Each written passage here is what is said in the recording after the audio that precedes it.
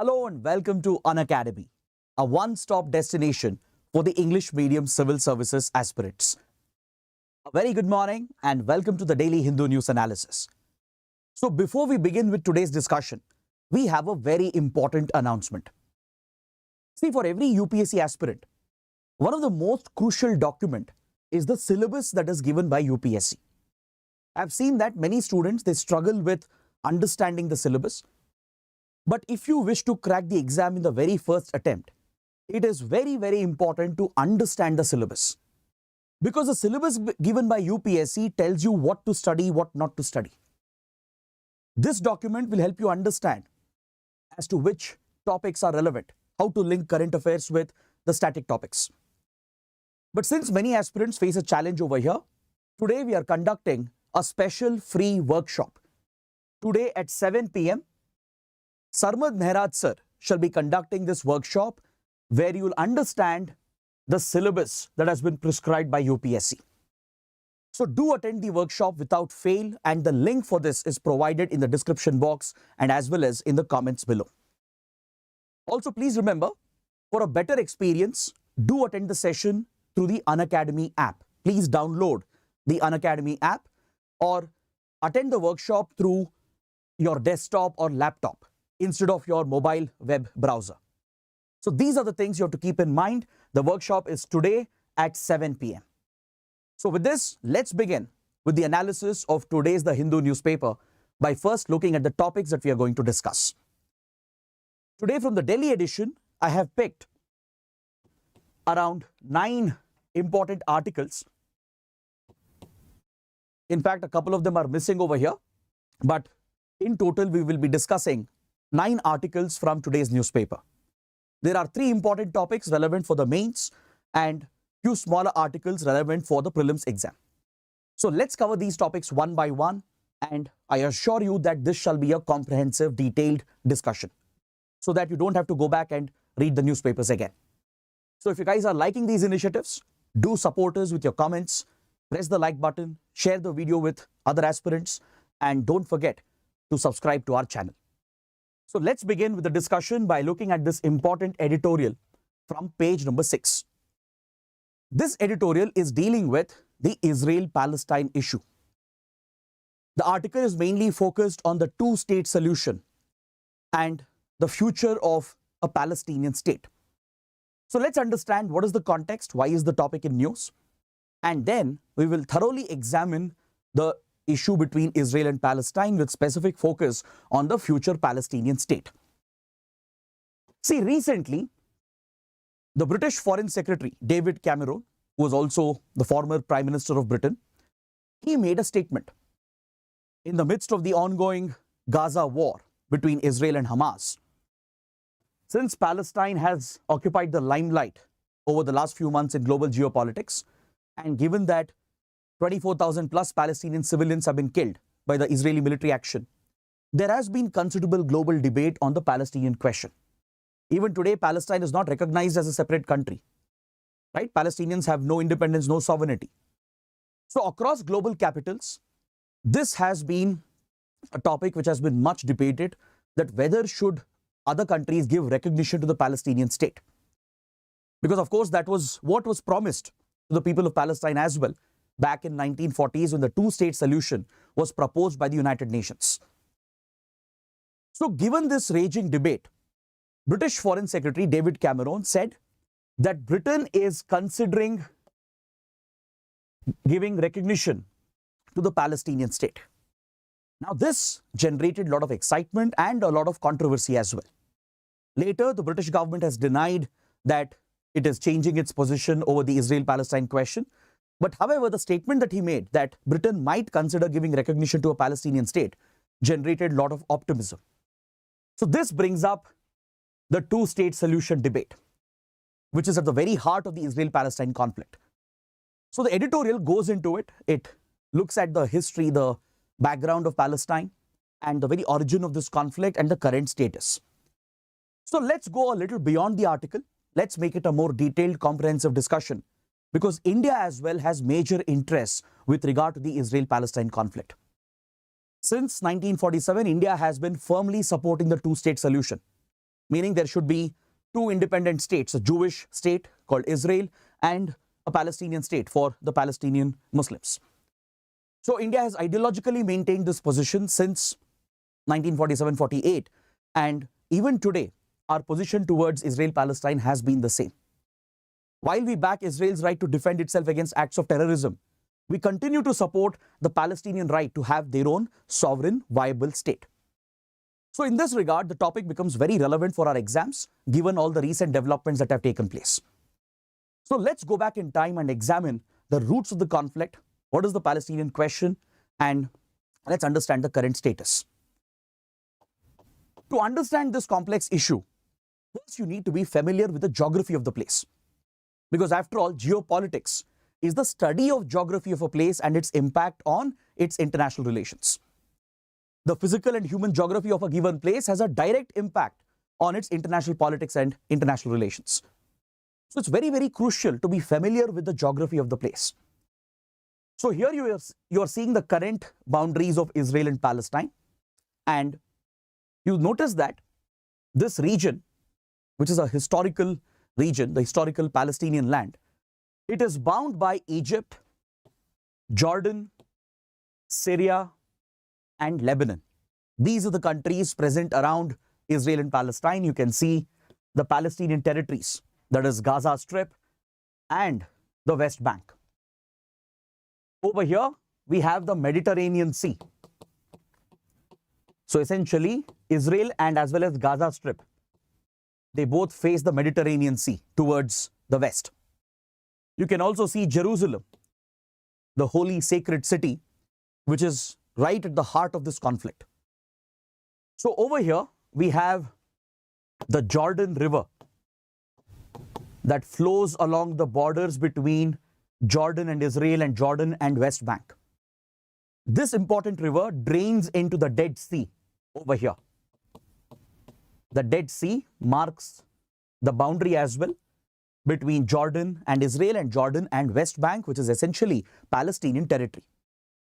So now that you have a basic familiarity with the geography of the region, let's understand the history of this conflict. See, many assume that the Israel-Palestine conflict is largely a geopolitical question. But beyond geopolitics, there is a much more complex historical background and a deeper connection with the religious profile of the region. So this has something to do with the geopolitics that has developed over the years. So Jerusalem, which I showed you on the map, is a sacred city. It's a historic sacred city with thousands of years of history behind it. It is extremely sacred for all the three Abrahamic faiths, all the three Abrahamic religions, that is Islam, Christianity, and Judaism. In all three religions, Jerusalem holds a lot of significance. This is the birthplace of Judaism and Christianity. Even in pre-biblical times, in Hebrew texts, there are mentions of Jerusalem being the sacred land, the birthplace of Christianity and Judaism. In Islam, it is believed that this is where Prophet Muhammad ascended to the heavens. So there is a lot of religious cultural significance attached to this sacred ancient city of Jerusalem. Abraham, who is considered as the patriarch, the common patriarch of the three religions, right, is supposed to have led the people of this region several thousands of years ago. Then even the rule of King David and the Solomon temple established by his son Solomon, they are evidences present over here which depicts the historical religious background of this sacred city. Even today, there are some important religious sites that stand over here. You can see the sacred Wailing Wall, where the Jews wail in front of the Wailing Wall. You can see the Church of the Holy Sepulchre, which is extremely sacred in Christianity. There is a separate Armenian quarter, which is again sacred for Christians around the world. And more importantly, you can see the Al-Aqsa Mosque and the Dome of the Rock, which is considered as the third holiest site in Islam after Mecca and Medina. So essentially, Jerusalem has a rich history behind it, and the religious character of the place has something to do with current geopolitics as well. Over the centuries, Jerusalem and the land around it. It was, some part of it was referred to as the Kingdom of Israel, Kingdom of Judah. Later it became the Palestinian land, which became the land of the Palestinian Muslims of the region. So this small region of the southern Levant, Levant is a geographical reference to this region, which also includes Jordan, Syria, and the other nearby locations, including Iraq, etc. This whole region of West Asia is called the Levant. So in the southern part of the Levant, today's Israel, Palestine, they are sitting on the ancient land of Israel and Palestine. So this territory, this land has passed down generations after generations from empires to empires, from ancient Egypt to the ancient kingdom of Israel and Judah under King David and Solomon. Then the Persian Empire, even Alexander the Great had extended his influence and control over this land. Then the Romans in particular caused massive devastation across this region, and the Romans were primarily responsible for driving out the Jews from this land, especially around Jerusalem, which was considered as sacred for all the three faiths. Of course, religious conflicts and wars had broken out between the three different communities. But the Roman invasion was primarily responsible for driving out the Jews from here, and as a result, Jews would permanently lose their access to their homeland. A very small percentage of Jews would be left behind, as most of the Jews were driven towards Europe. Then the land passed on to various Islamic caliphates that ruled the region for 1,000+ years. Then we had the Crusades, and finally in modern times, it came under the control of the Turkish Ottoman Empire. And recently, almost a century ago, it came under the British mandate as Britain defeated the Turks, the Ottoman Turks, during First World War. By 1917, this region, which had become the land of the Palestinians by now, this Palestinian territory came under the mandate of the British. Is that clear? So the current conflict, the dispute that you see, traces its origin to some of the colonial blunders that were committed by the British. Now, this is where the editorial focuses upon the mistakes made by the colonial empire, the unnecessary interference in its colonies, and how it continues to have a lasting impact. It's very similar to how Britain left behind blunders and disasters across Asia and Africa, from the partition of India-Pakistan to the Israel-Palestine question, to various other border disputes and religious conflicts across Africa and across other British colonies. These are all colonial creations, colonial blunders. So that is the reason why the editorial is saying that it's only right for Britain to correct its horrors and blunders by acknowledging the Palestinian state, by giving recognition, international recognition to the Palestinian state. So as this region came under the British mandate by 1917, the then British government made a commitment to a Jewish movement which had begun in Europe. Because centuries ago, the Jews who were driven away from here by the Romans, they had largely settled in Europe, moved across Europe, but wherever they went, they faced persecution.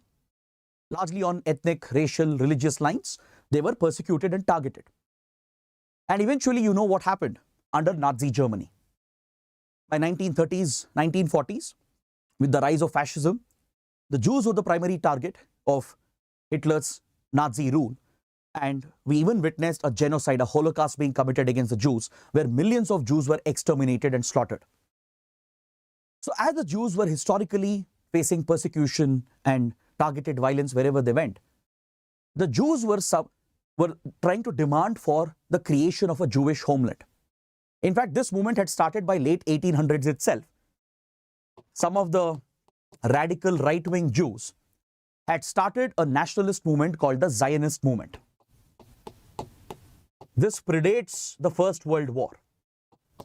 By late 1800s, some of the right-wing extremist radical Jews in Europe who were tired of the persecution, the targeting, right? They had given a call to bring their people back to this historic land where they were displaced thousands of years ago, and to create a Jewish homeland in the middle of the Palestinian territory. This radical nationalist movement, which took root in Europe, was called the Zionist movement. So in 1917, when Palestine came under British mandate, after the Ottoman Turks were defeated, the British made a promise to these radical Jews. They committed under the Balfour Declaration that Britain would assist in the formation of a Jewish homeland in the Palestinian territory. Now see, please understand, of course, in ancient times, this was the land of the Jews as well, along with the Arabs and the other communities present here. Historically, yes, the Jews had suffered, they had been driven out, religious wars had taken over the region. But in modern times, this was Palestinian territory. For Palestinians, this was more about their historical rights than their religious rights. But to correct historical wrongs with more mistakes being committed in the modern time doesn't make any sense, and that is exactly what the British did. In the name of correcting historical wrongs and in the name of delivering justice to the Jews, the British would back the Zionist movement, which did not have a valid basis. You can't correct centuries-old mistakes by trying to resettle an entire population which could displace the existing population. That too when there are strong communal divisions. So through the Balfour Declaration, the British made a commitment that they would assist the Zionist movement and they would aid in the creation of a Jewish homeland in the middle of the Palestinian land.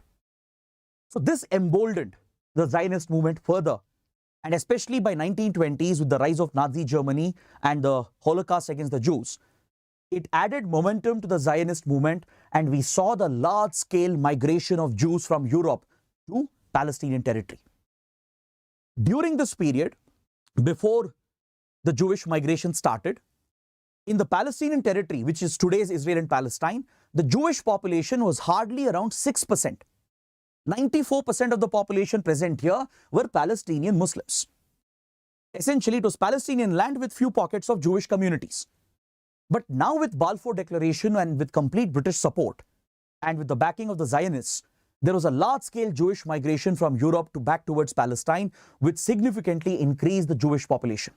This was a demographic change that was carried out from 1920s all the way till 1940s.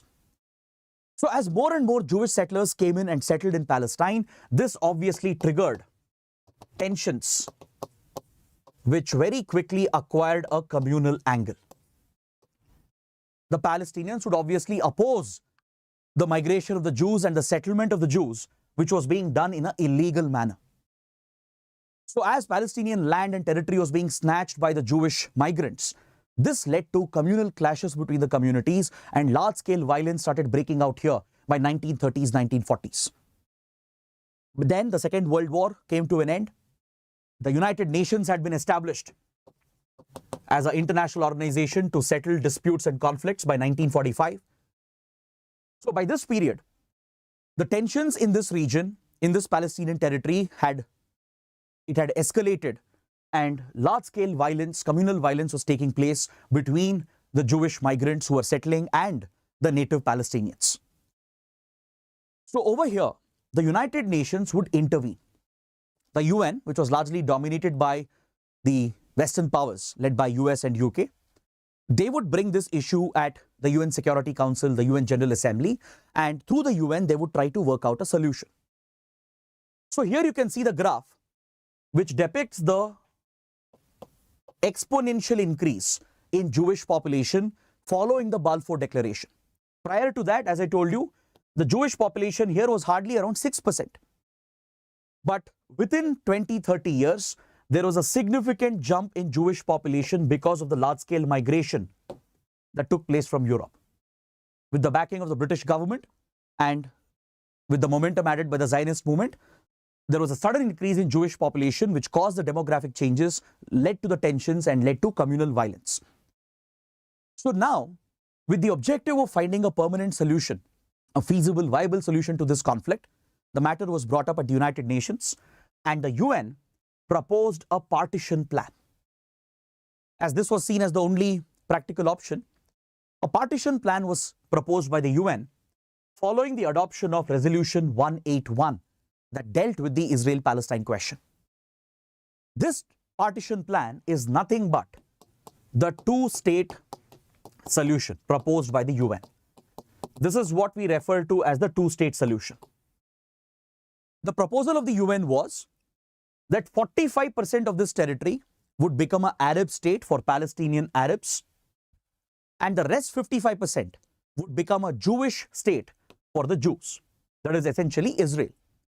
Whereas the sacred city of Jerusalem would come under international control, given its religious and historical and cultural significance. So you can see the proposed map. These areas in blue, constituting 55% of the territory, was supposed to be the Jewish state of Israel, and the areas in green, covering Gaza and West Bank, this was supposed to be the Arab state of Palestine. So according to the UN plan, both the countries were supposed to be born simultaneously. Very similar to India-Pakistan, how India-Pakistan were created almost parallelly.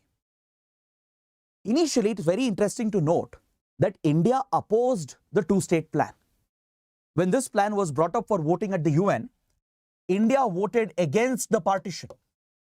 India was against the creation of Israel, because this was essentially another communal partition, a partition on religious lines. We ourselves were suffering from one such event, which was a result of colonial blunders. So on ideological lines, the then Indian government, along with many other former British colonies, who all stood against imperialism, they all opposed the creation of Israel on religious lines, and they opposed the two-state plan as well. But within few weeks, large-scale violence would break out and the tensions escalated, which destabilized the whole West Asia region.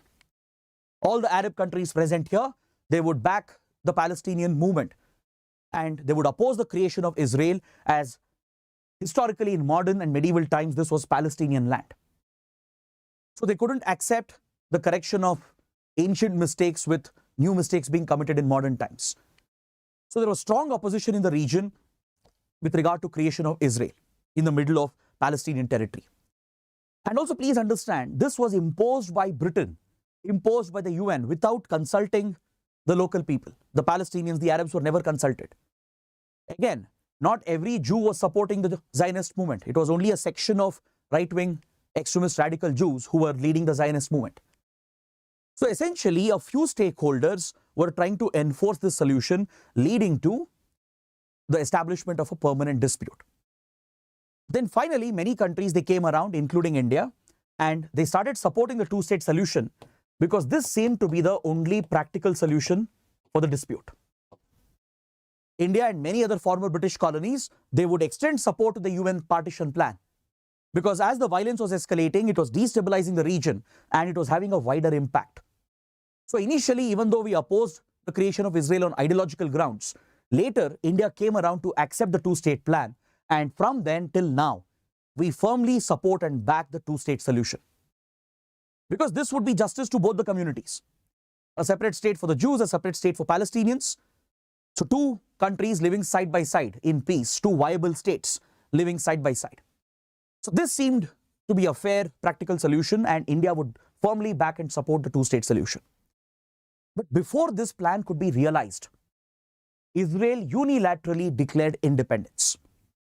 Israel, with the support of UK and US, continued the imperialist approach, and it broke from the UN plan and unilaterally declared independence in 1948.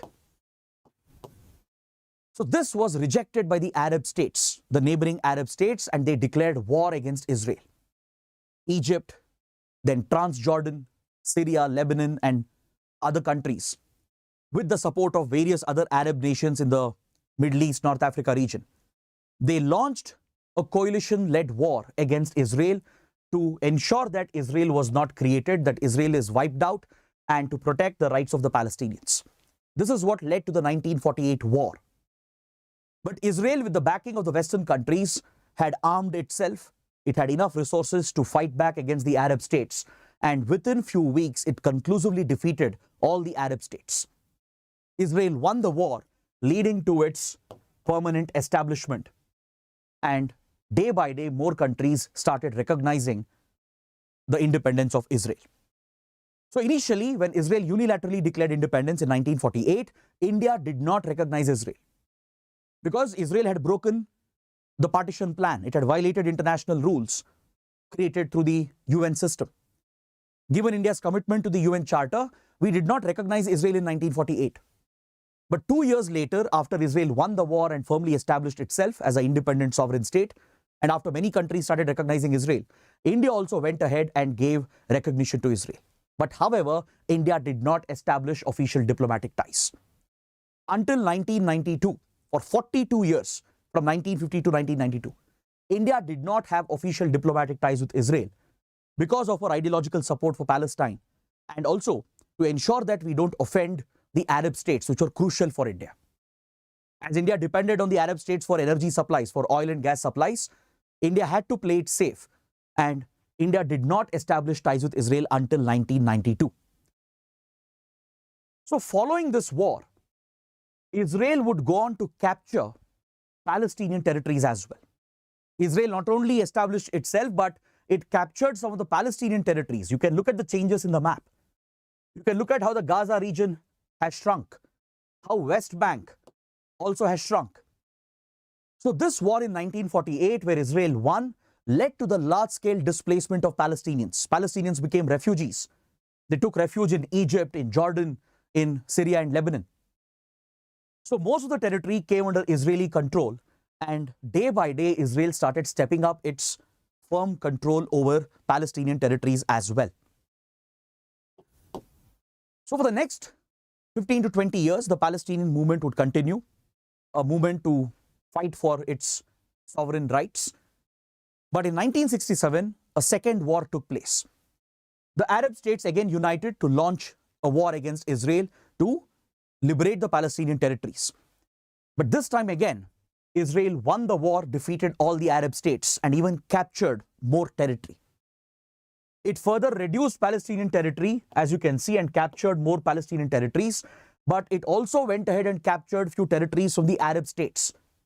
It captured the whole Sinai Peninsula from Egypt, the strategic Sinai Desert, which is crucial to access the Suez Canal over here. It captured the Golan Heights from Syria.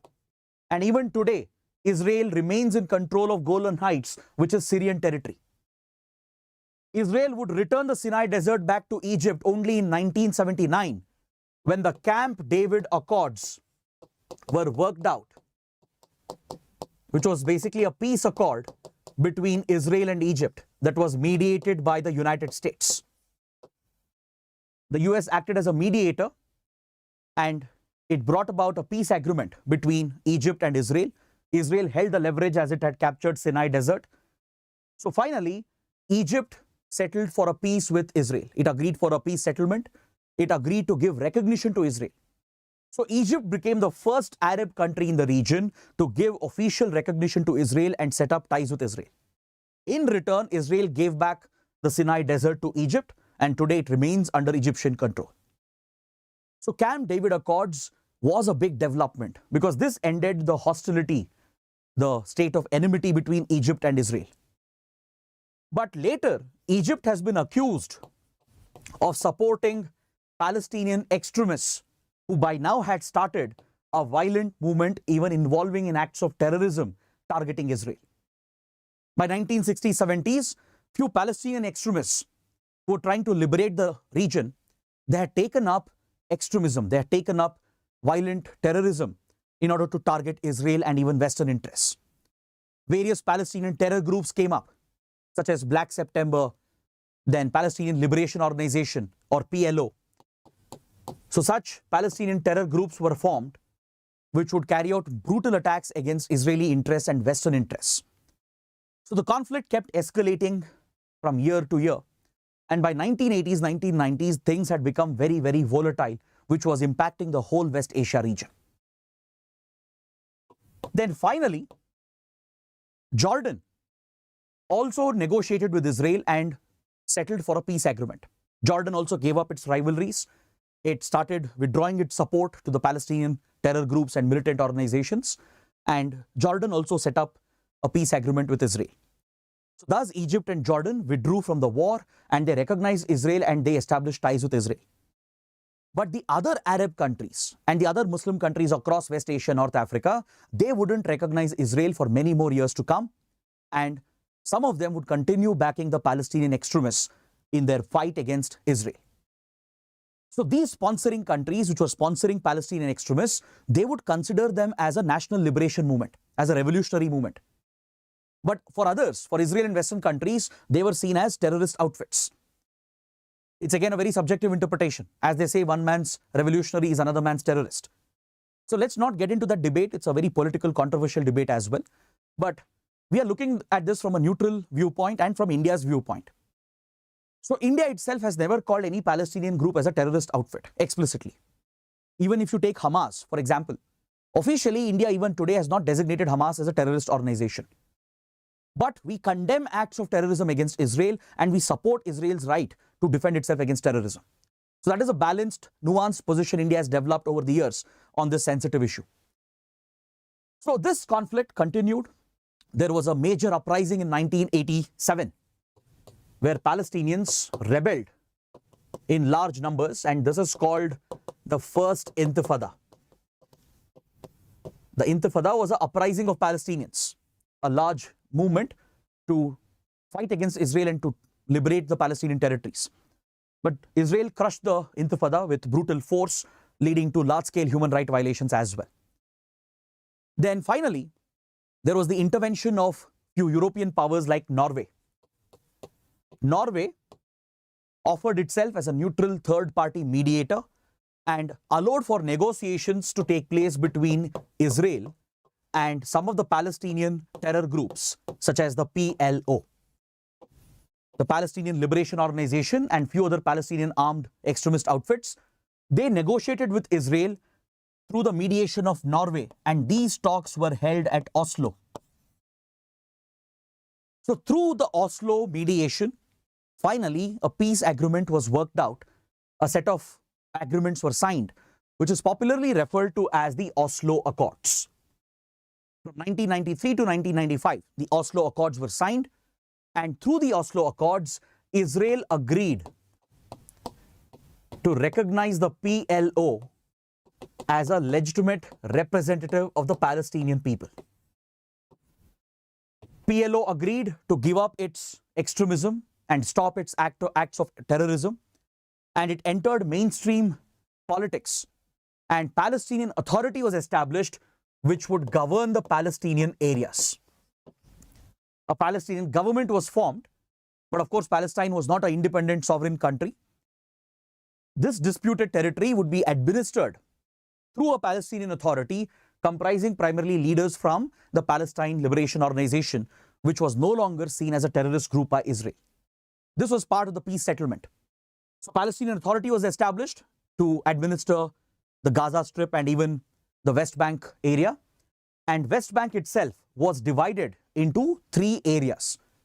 The Oslo Accords divided West Bank into Area A, B and C. Under Area A, 18% of West Bank's territory was brought under Palestinian control. So these areas would be administered by the newly constituted Palestinian Authority. But 22% of the area would be jointly administered by Israel and Palestinian authorities. Israel would mainly look after security issues and other related issues, but the Palestinian Authority, which was like the government, the administrative authority, would look after day-to-day governance. And 60% of the territory was brought under Israeli control in West Bank. Even today, most of these areas remain under Israeli control. Israel has even expanded its control to Area A and B, and it has even been pushing illegal Jewish settlements, which is seen to be in violation of international law. In fact, Israel's own allies, such as US and UK, they also criticize Israel for this practice. The Israeli government, especially far right-wing parties in Israel, they have been encouraging far-right extremists to settle in Palestinian areas, even in areas controlled by Palestinians, even in Area A and B, which is allotted to the Palestinian Authority. So these settlements are referred to as illegal Jewish settlements under international law. Even India calls these settlements, these Jewish settlements in Palestinian territory, as illegal Jewish settlements. You can look at this map to see how the geography, the map of Jerusalem has changed. Jerusalem was supposed to be an international city administered through the UN according to the partition plan. But through the subsequent wars in 1948, 1967, Israel captured most of Jerusalem, and especially it controls West Jerusalem entirely. On the other hand, East Jerusalem is what remains as part of Palestinian territory in West Bank. Palestinian Authority envisions East Jerusalem as the future capital of a future Palestinian state. If tomorrow Palestinian state is recognized and if it's formed as a sovereign nation, Palestinian Authority wants East Jerusalem to be the capital, the future capital of the state. But even here, Israel has extended its control and influence. Israeli security forces and intelligence agencies, they frequently enter East Jerusalem to conduct their operations, their security operations. Israel has built a barrier, a wall, which has cut off East Jerusalem from the rest of the world, right? On the other hand, you have the Dead Sea and Jordan River, right? So East Jerusalem is completely bound and cut off. And on the other side, Israel has built a complete barrier. If you ever visit the region, you will notice a stark difference between the two sides of Jerusalem. West Jerusalem under Israel is thriving. It appears to be a modern metropolis. Whereas East Jerusalem remains extremely backward, affected by poverty and complete lack of development. So this is where Israel stands accused of violating the partition plan, violating Palestinian rights. And these settlements which are coming up even today, they are referred to as illegal Jewish settlements under international law. So following these developments, we also witnessed the second uprising, the second Intifada in late 1990s. By 1999-2000, there was a second uprising which was crushed by Israel again.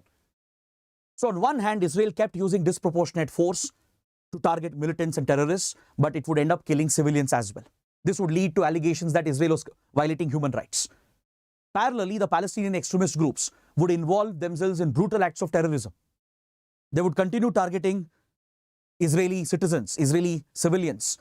And it was during this period that we saw the rise of a notorious outfit called the Hamas. Within the Palestinian groups, there were different representatives of the Palestinians. Apart from PLO, Black September, and finally the Palestinian Authority and the Fatah faction, there were many other extremist groups also which came up, and one of them was Hamas. Hamas came to prominence during the first and second Intifada.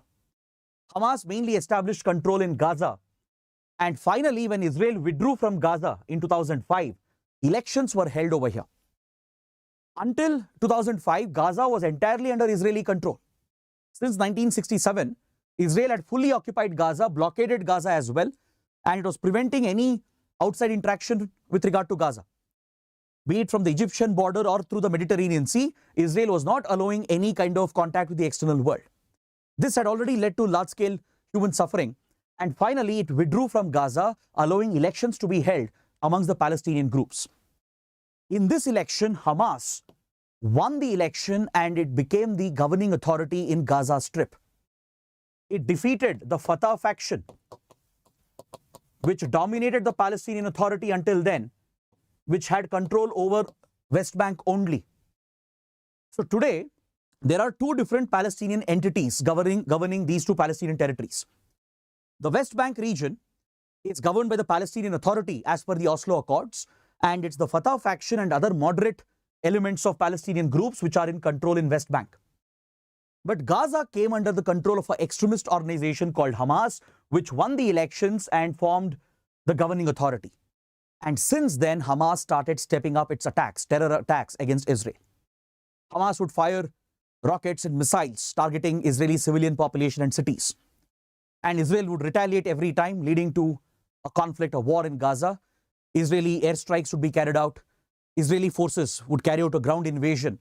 And every time this would happen, there would be large-scale human suffering on both the sides. And recently, we saw something unprecedented on the 7th of October last year.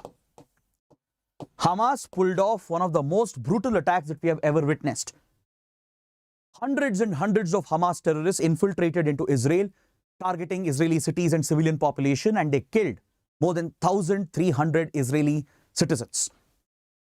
So this has been met with a brutal retaliation from Israel. Israel has declared war against Hamas, and it's looking to wipe out Hamas from existence. This is what we refer to as the Gaza war, which is currently ongoing. So this war has brought enormous suffering to Palestinians as well, because Israel has been accused, again, of using disproportionate force. It has bombed civilian areas indiscriminately. It has carried out a large-scale ground invasion and completely blockaded Gaza from all the sides. It has prevented the entry of food, medicines, and aid material, which is further aggravating the humanitarian crisis.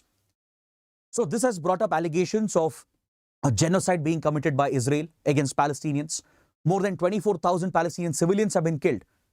And Israel says it is justified to do this as it is targeting Hamas, and Hamas is using Palestinians as human shields. So in this blame game between the Palestinian extremist groups and Israel, it's the civilians who are suffering on both the sides, especially in Gaza. So given this complex history, the complex geopolitics of this dispute, the editorial is urging Britain to correct its historical mistakes and blunders. As promised by the Foreign Secretary, David Cameron, the editorial is urging Britain to step up and give international recognition to Palestine. In fact, ever since the attack of October 7th and the war which has begun, this issue has become a hot topic around the world in all major countries and in all major global capitals. The Israel-Palestine issue is being debated. Many countries, including US, are considering the possibility of recognizing Palestine. This might help to ensure that the Palestinian extremist groups are weakened. If Palestinian rights are recognized and if it's given international recognition and established as a viable, independent, sovereign state, that would be the fulfillment of two-state solution, which was proposed in 1947. So Britain appears to have taken the first step. There are reports that US is also considering this. But again, whether it will happen or not, that's a different question altogether. Because just one statement by David Cameron triggered a big controversy in Britain. But the editorial is urging Britain to correct its colonial blunders, its historical mistakes, by giving recognition to Palestine, which could help address the conflict. Because the continuation of this conflict between Israel and the extremist groups like Hamas will only create a vicious cycle of violence. The continuing illegal Jewish settlements, the continuing Hamas attacks against Israel and Israel's counter retaliation will only perpetuate the violence, and it will destabilize the whole West Asia region. So one permanent solution to this conflict is to give recognition to Palestine and ensure that it is established as a viable, independent, sovereign state. And that is what the editorial is urging Britain to do. So on this note, I would like to end this discussion. I know it's been an elaborate discussion, but trust me, it's a very important topic. And given that India has major stakes and interests, it's very important to understand the complex history and geopolitics of this dispute. So as I told you, India's position has remained consistent. We support the two-state solution. We support the Palestinian liberation movement. We do extend support to Palestinian refugees as well. At the same time, since India has become very close to Israel, very close strategic security defense relations have developed, we support Israel's right as well to defend itself against terrorism. We condemn acts of violence against Israel. So when the 7th October attacks took place, we condemned the attack from Hamas, but we were careful not to call Hamas a terrorist outfit. Even today, we have not officially designated Hamas as a terrorist organization. But however, India said Israel has a right to defend itself against such acts of terrorism. So that is the balancing position India has taken, and we keep urging Israel as well to minimize the use of indiscriminate, disproportionate force. We urge Israel to ensure that civilians are not harmed in the process. So that is the balanced position of India. And if Palestine starts receiving recognition, I'm saying if it happens in the future, India would definitely jump in, and India would also try to give similar recognition to the Palestinian state. So now, let's move on to the next editorial. A very small discussion on this editorial, because this is something we have covered yesterday as part of our discussion related to the interim budget. We spoke about an initiative that the finance minister announced in the budget that was presented. So we discussed the statement made by the finance minister while tabling the interim budget. The finance minister said that there are some concerns in the country about rising population, demographic changes, especially the ones happening in border areas. The finance minister said that this is an economic concern, a security concern as well in the border regions, that there is a sudden rise in population of certain communities. There is an ongoing demographic change in border areas, which is causing a security challenge. So for this purpose, the government said, the finance minister said, that a high-powered committee will be set up to understand and study these demographic changes and the population growth happening in the country. So in this regard, the editorial brings out an opinion piece. It's bringing out an editorial. The Hindu is of the opinion that instead of focusing on demographic changes and instead of alleging that the changes happening in the population is leading to security problems, and instead of establishing a committee or to conduct a separate survey to track these changes, it would be much better to bring back the census exercise. Because a census is a well-established enumeration process through which you can understand the changes happening in the population, and it serves a very important policy objective. It helps the government to deliver socio-welfare schemes and various development initiatives to the targeted population, and census data is extremely crucial in planning and in the implementation of these welfare programs. Since 1881, since the British era, the decennial census has been conducted regularly. But for the first time, there has been a major disruption. As we discussed yesterday, after 2011, the census exercise has not been conducted. The latest census, which was supposed to happen in 2021, was first disrupted by the pandemic. But post-pandemic, the government has shown no interest to kickstart the census exercise. And this is something of concern, according to the editorial. So now the finance minister is saying that we need a survey, we need a study to understand the population changes, the demographic changes. But what is the need for that if a census exercise could determine that? On one hand, the government is not conducting the census, it's postponing the exercise. And now it's talking about establishing a high-powered committee to study the demographic changes which are happening and how fertility rates could impact India's future population growth. So here the editorial has a concern that is there any political agenda behind it? Because other data, government data itself shows that India's population is stabilizing and it is already on the decline in most parts of the country. Yesterday we studied the concept of total fertility rate, which is the average number of children born by a woman in her lifetime. If total fertility rate is 2.1, then that is replacement level fertility, where population will stabilize because the current generation will replace themselves with the next generation, where every woman will have an average of 2.1 children. That is where you achieve population stabilization. This has been India's target as well as part of our population stabilization program. Most states in India have already achieved the target and the total fertility rate has dropped below 2.1. Very few states have a TFR above 2.1. For example, Bihar, then Meghalaya, Uttar Pradesh, Jharkhand and Manipur. These are the only states in the country which have a higher TFR, which is higher than replacement level fertility, that is higher than 2.1.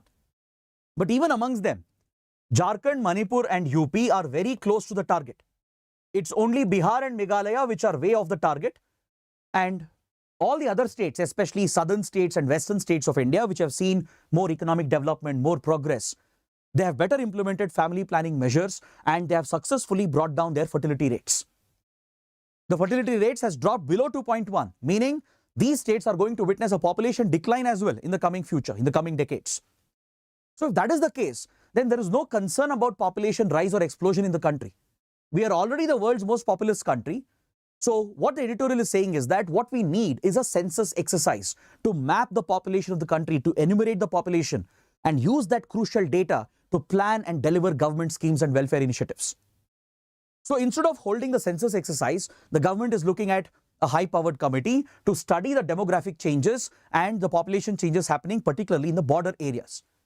That is a clear reference to look at illegal migration, refugee flow, and population growth in certain communities. So there could be a political agenda behind it, according to the editorial. So that is the concern being raised by the article, and it's urging the government to bring back the census.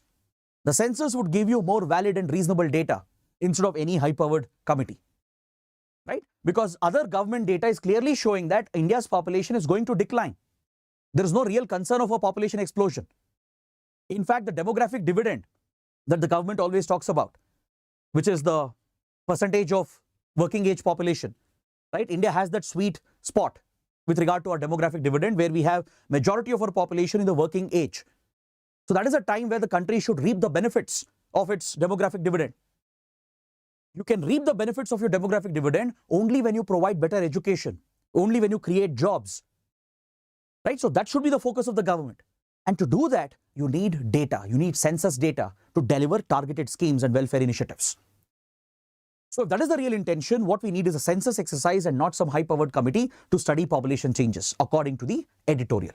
Again, it's a one-sided view, a one-sided opinion, but that is what the editorial is expressing. Yesterday, we understood why the government is trying this initiative. It's concerned about large-scale illegal migration, refugee inflow, and population surge in certain communities. But again, let's not sit in debate of whether it's a political agenda or not. That is not relevant for the exam. It's important to understand the role of census, the current fertility rates in the country, and whether India's population is exploding or not. Data clearly shows our population is stabilizing. It will only decline in the coming decades. We are about to hit our peak. And once we hit the peak, we'll only see a decline because very few states have higher total fertility rate, which is higher than the replacement level fertility. So that is what we take away from this editorial. And now we come to the last big article, again from page number 6. We have a column written by Sunita Reddy, the managing director of the hospital conglomerate, Apollo Hospital Group. And in this column, she is examining India's healthcare sector, and she's talking about the new announcements that have been made by the government in the interim budget to focus on the healthcare sector. The author says that Indian economy has seen phenomenal growth over the decades.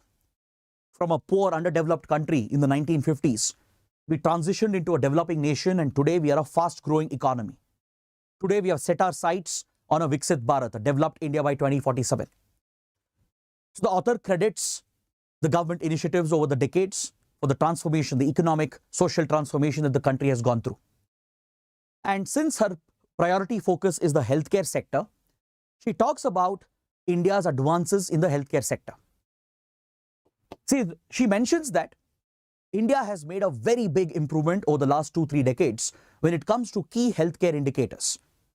For example, if you look at infant mortality rate and maternal mortality rate, IMR and MMR, these are key indicators of infant health and maternal health, which is at the very foundation of your healthcare system. In poor, underdeveloped nations, IMR, MMR rates tend to be very high, way above the global standards. But over the last 30 years, India has achieved tremendous progress, and we are in line with our Millennium Development Goals and Sustainable Development Goals, to which we are committed under the UN targets. India has shown a very big improvement thanks to targeted schemes and initiatives. The Janani Suraksha Yojana, the Anganwadi program, ICDS program. It has ensured that infant and maternal healthcare is prioritized and mortality rates have been brought down through institutional deliveries, through better nutrition, better vaccination coverage. Right? India has done a phenomenal job in the 30 years to bring down IMR, MMR rates and to bring it in line with global standards and expectations. Life expectancy in the country has gone up considerably from an average of 53 years during our independence to 70 years. We have seen a significant jump in the last few decades. This is all thanks to improvements in our healthcare sector, especially the investments made by the government in promoting primary, secondary and tertiary healthcare in the country. Various healthcare schemes, the insurance programs and the decentralization of healthcare, right, in collaboration with state governments, has had a big impact in improving life expectancy in the country. The writer says that India has achieved this despite low budgetary allocation for health over the last decades. Even today, our budgetary allocation for healthcare sector is hardly around 2% of our GDP, which is very low when compared to global standards. In the last 20-30 years, if you look at the budgetary allocation, it's hardly touching 2% of the total GDP, the public health expenditure. The writer is saying, if we can achieve this with only 2% of our GDP being spent on healthcare, imagine what would be the outcome if we can push this to 5% of our GDP. Spending 5% of your GDP on healthcare is an expected global standard for a country of the size of India. This would lead to significant improvement in health outcomes. And the writer says that no country can afford its citizens to be ill, to be suffering from disorders, diseases, or even non-communicable diseases. So she is calling for a further increase in the health budget. She, however, praises the new initiatives that were announced with the finance minister in the interim budget. She is especially appreciating the rollout of HPV vaccination for women. HPV stands for human papilloma virus, which leads to cervical cancer amongst women. It's primarily a sexually transmitted infection, right? But most of us would be infected with some kind of human papilloma virus or the other. There are 200 different types of HPV viruses, and few of them have the ability to cause cancer amongst women. So thankfully, today we have a vaccine which targets 4 types of HPV viruses, and it should be administered between the age group of 9 to 14 years to a girl child to ensure that they are protected against the dominant HPV strains and to ensure that we can prevent the occurrence of cervical cancer. The vaccination program has been rolled out. An indigenous vaccine also has been brought out, the Sarvavac.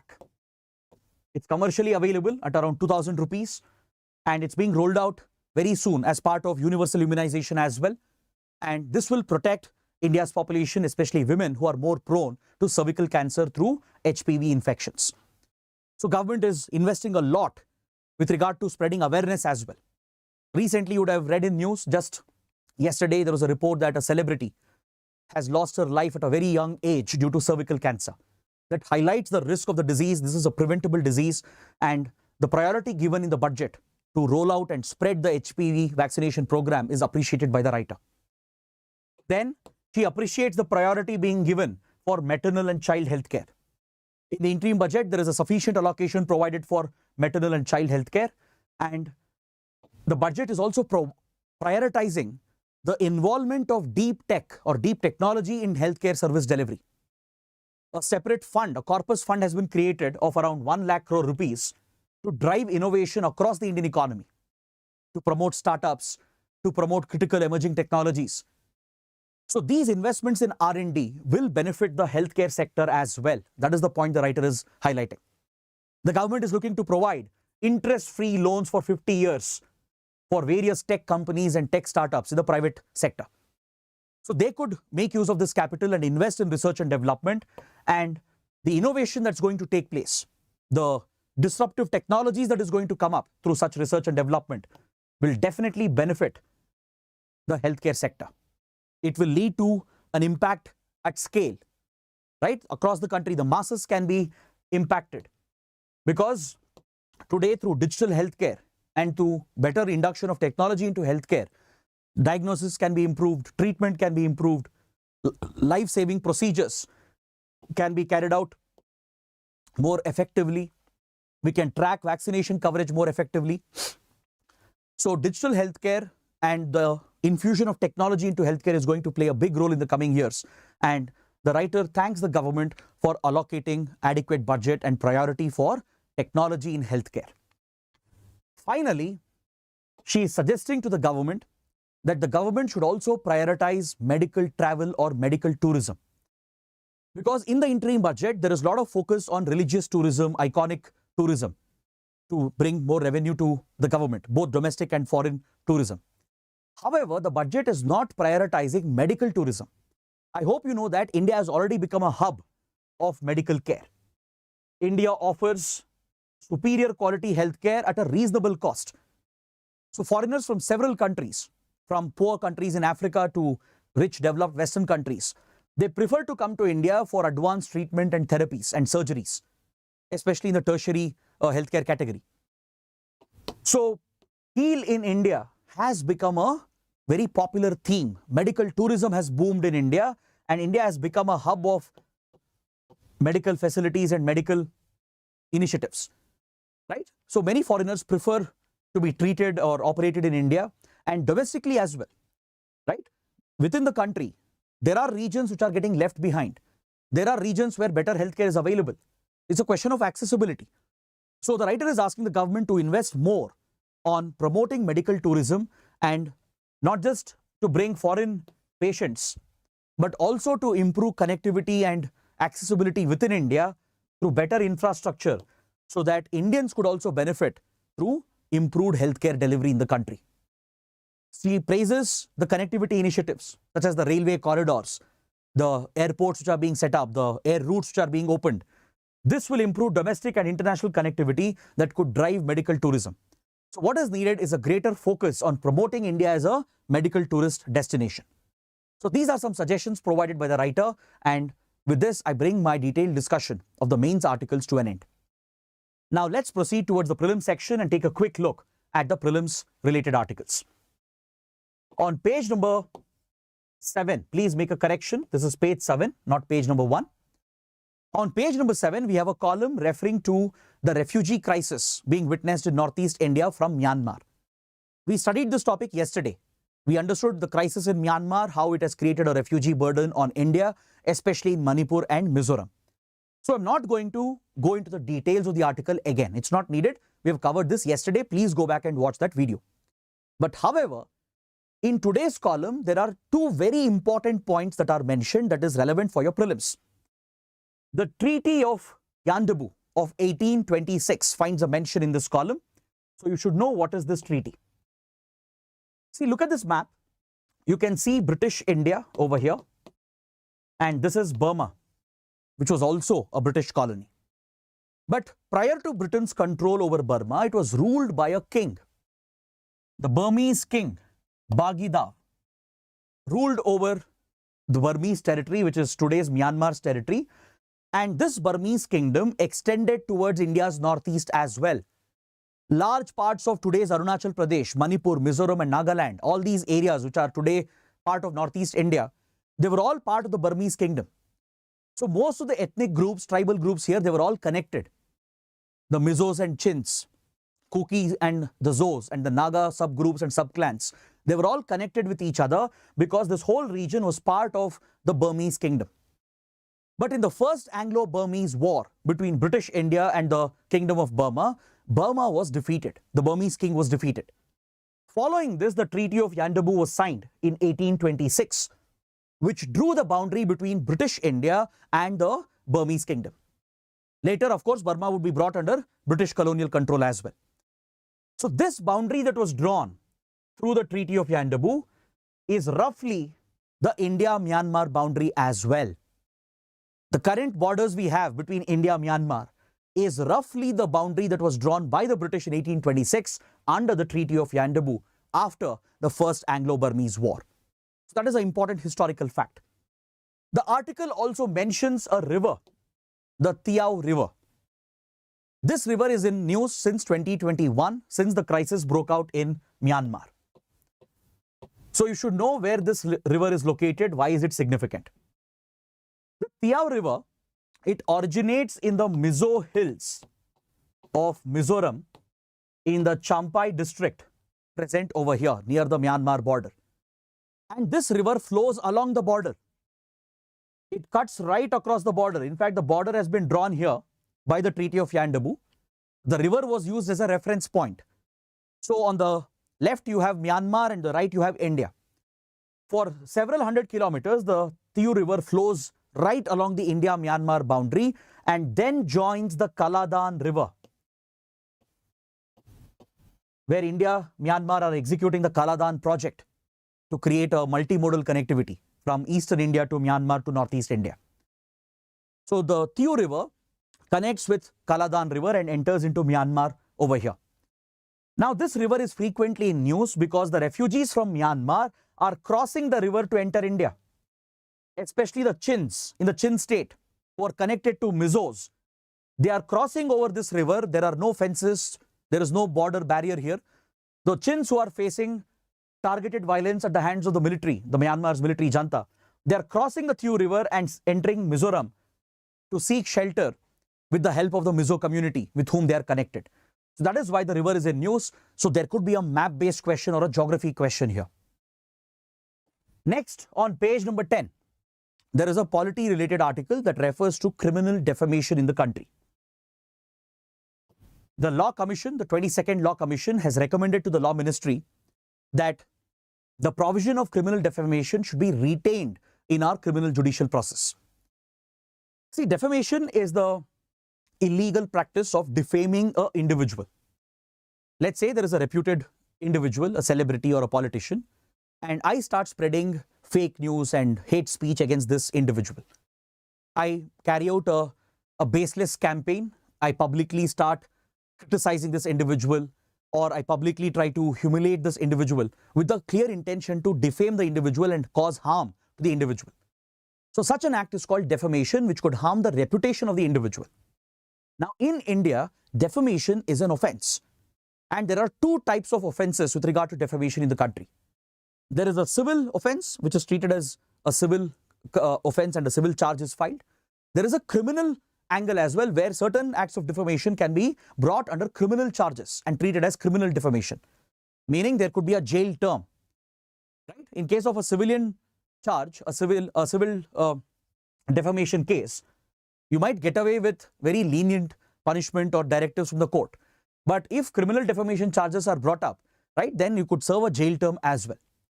Recently, the topic of defamation was in news because of a political issue between Rahul Gandhi and Prime Minister Modi. There was a case of criminal defamation against Rahul Gandhi because apparently he had defamed Prime Minister Modi during one of his political rallies, and criminal charges were pressed against him.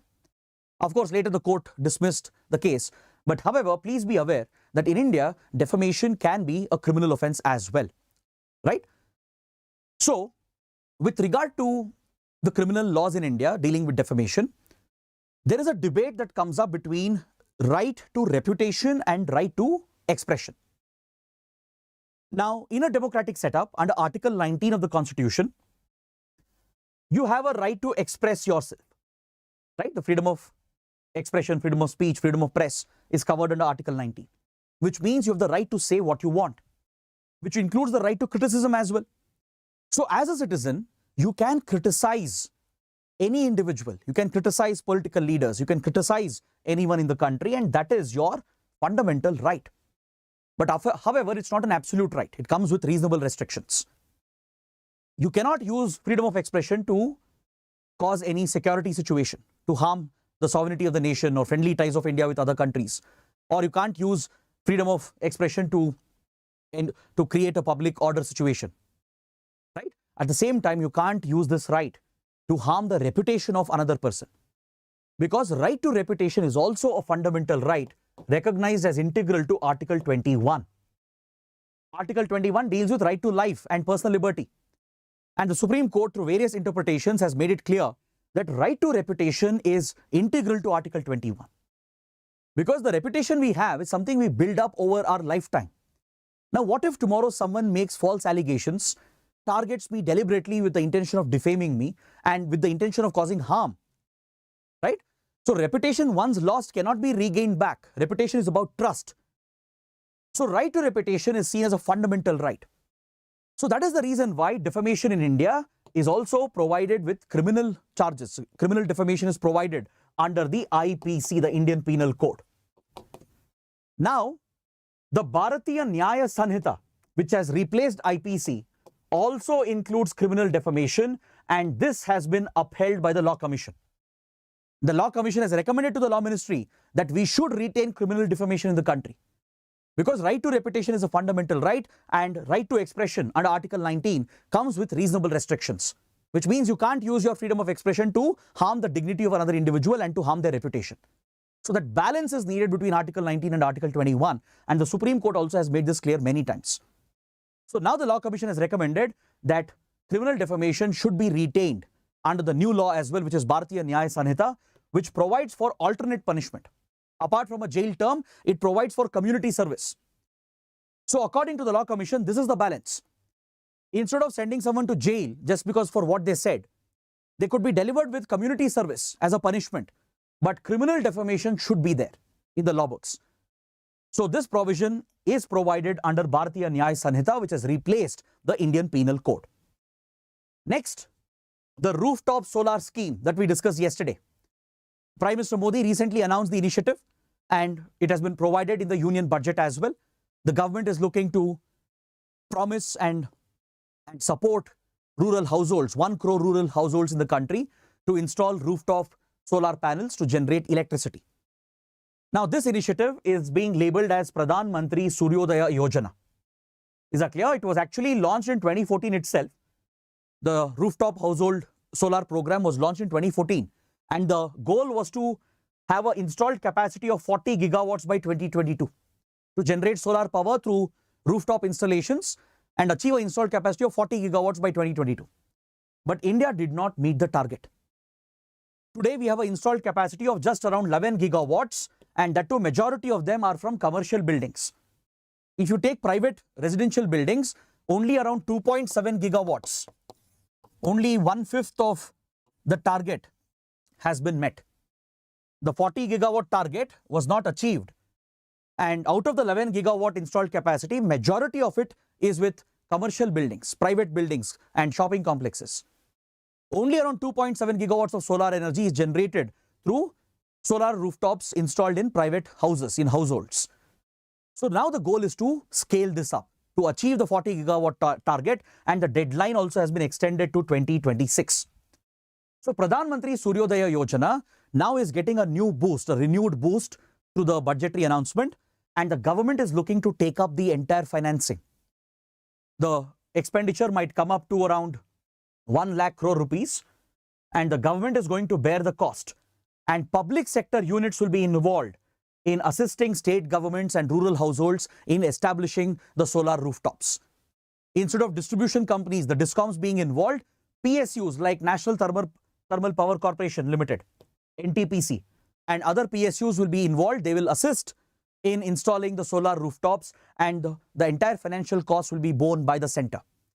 So this will generate solar power, which is renewable energy that could bring down emissions as well, right? It could reduce electricity bill for the poor and middle class. It could save around 15 to 18,000 rupees per year. So it has enormous benefits, and that's why the topic could be relevant for your prelims. Next, we have another article on page 11 that deals with few Iran-sponsored militias in West Asia. We have an article over here which says that Israel has conducted airstrikes again in Syria to target few militant extremist groups which are sponsored by Iran. Iran, which is a proxy, which is a rival of Israel, has been involved in a proxy war against Israel over the Palestinian conflict. Iran and Israel are sworn enemies of each other. They have targeted each other. Israel has been targeting Iran's nuclear program, and Iran has been sponsoring various militant extremist terrorist groups to target Israel, and it says that it will liberate Palestine from Israel. So as part of this covert war between Iran and Israel, there is a constant clash that happens between them. So Iran has sponsored various militias and extremist and even terrorist groups in the region that target Israel, and Israel keeps hitting these outfits as well. So the Gaza war has expanded, and Israel has been conducting some strikes in Syria as well to hit few Iranian-backed proxy terror groups. Is that clear? So that is the mention that you find here in this article. Extremist group called Hezbollah, which operates in Lebanon and Syria.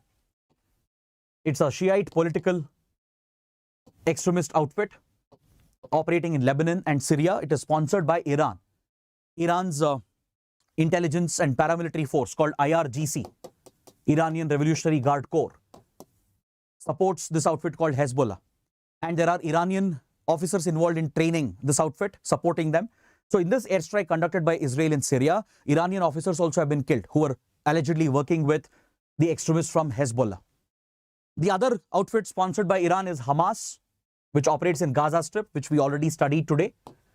Hamas primarily receives support from Iran, even from Syria, and even from Qatar.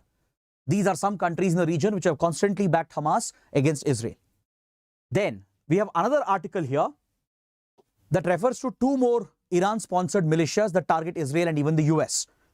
There is an outfit called Al-Nujaba in Iraq and Kateb Hezbollah, or the Hezbollah Brigades, which operates in Iraq and Syria. Recently, these two proxies of Iran are also involved in targeting US and Israeli interests in the region. After the Gaza war broke out, these Iranian proxies have come to the support of Hamas and Palestinians. So in Jordan and in other countries in the region, in Iraq, for example, American military bases and even Israeli facilities have been targeted in these countries, and frequent attacks are taking place. So US and Israel are retaliating against these proxy terror groups and militant groups which are sponsored by Iran. So please know the names of these outfits. You never know, this could come as a prelims question. Hamas, Hezbollah, Al-Nujaba and Kateb Hezbollah. Where do they operate? Who's sponsoring them? Iran is the one sponsoring them, and they operate in these countries and territories. Now, coming to the last article for today, on the same page, we have an update on India-Maldives relationship. As you all know, since last year, India-Maldives relations have taken a big hit. The newly elected President Mohammad Muizzu has taken an anti-India position. He appears to be pro-China in his inclination, and a lot of tensions have come up in the India-Maldives relationship. Mohammad Muizzu skipped visiting India and visited China and Turkey instead. And also the recent controversy with regard to Lakshadweep versus Maldives, right, which blew up on social media, has further harmed the relationship. So the newly elected President Mohammad Muizzu had strongly backed the India Out campaign during his election campaign. He supported the India Out campaign. Largely, he won the election based on the India Out campaign. So now Mohammad Muizzu is realizing this campaign. He wants to implement and enforce this. This is basically a reference to the presence of Indian military troops and military equipment in Maldives. See, over the years, India has been very close to Maldives. When we had friendly governments in Maldives, we had gifted military platforms. We had gifted the Dornier reconnaissance aircraft, which is used by Indian Navy and Indian Air Force as well for maritime surveillance, reconnaissance and transportation. We had gifted ALH Dhruv helicopters, the indigenous ALH Dhruv. So these aerial platforms were gifted by India to assist in medical evacuation, to evacuate patients to Sri Lanka or India, to give them immediate health care, especially in emergencies. It has been used by Maldivian forces even to carry out maritime surveillance and to deal with security threats. So to maintain and operate this equipment, we had stationed Indian troops. Around 70 to 90 Indian military personnel have been permanently stationed in Maldives. So Mohammad Muizzu and his party have always opposed the presence of Indian troops and the presence of Indian military hardware. So as part of India Out campaign, he had been insisting that India should withdraw the troops and the military equipment. So now, finally, it appears that India has agreed to the demand, and a high-level core group between India and Maldives, which was meeting to address the issue, they have agreed that by May 10th, India is going to remove the military personnel. The details are not clear, but it appears that they will be removed in 2 batches. There are around 70 to 80 military personnel left. They'll be brought back to India, but there is no clarity on what will happen to the aircraft and the helicopters. There's no clarity whether it will remain in Maldives or who will operate them, right? We don't have any clarity on that, but the update is that India has agreed to the demand of Maldives, and we are going to withdraw the military personnel by the 10th of May. So this brings my detailed discussion of the Hindu to an end. Please take up these 2 mains practice questions for your answer writing practice. It's all based on what we have discussed today. Write an answer to this and it will help you in practicing answer writing. So let's end the session over here. I hope you guys have liked the session. If you did, please press the like button. Share your comments. I'll go through them later, and do subscribe to the channel. And don't forget, today at 7 p.m. we have a workshop. It will basically focus on helping you understanding the UPSC syllabus. So download the Unacademy app, and Sarmad Sir will be joining you to explain the UPSC syllabus and to make your preparation journey easier. So that is it for today. Thanks for watching. I'll see you tomorrow. Take care. Have a good day.